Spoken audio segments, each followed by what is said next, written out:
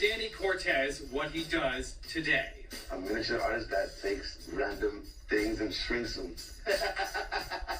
He's got not just a new hobby, but a new career, and life feels good. Sometimes you just gotta stop, breathe, and look around you. There's beauty in everything. There's so much beauty out there. And beautiful is not a word he'd used to describe things just a few short years ago.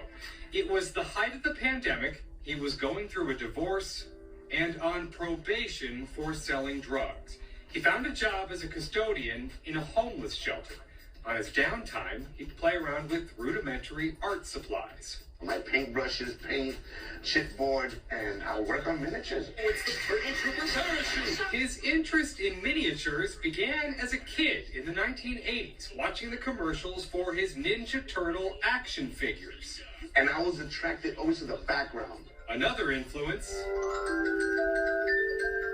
the opening sequence of Mr. Rogers' Neighborhood.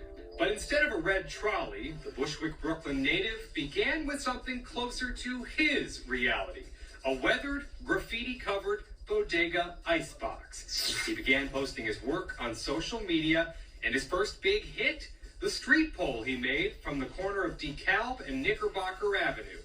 I did a close-up shot and then zoomed out to the real thing.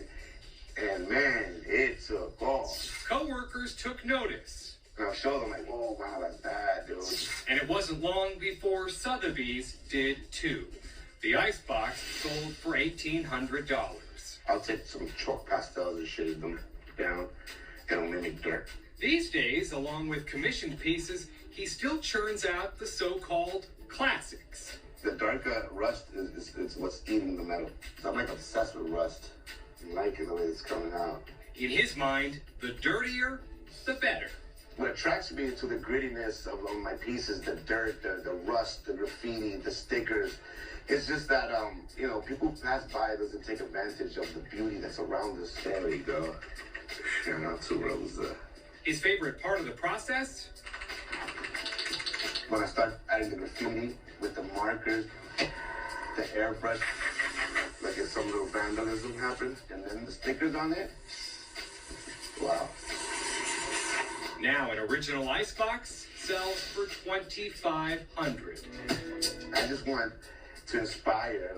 I'm telling my story because it's never too late. I have to go through the pain, embrace the pain, so that I could be living today. He credits art for turning around his life. Just because you got locked up and you made mistakes in your past doesn't mean that it is what identifies you. That's not over. It's never over. Just work from the heart. Look at this. This is fly. This is modesty. Modesty.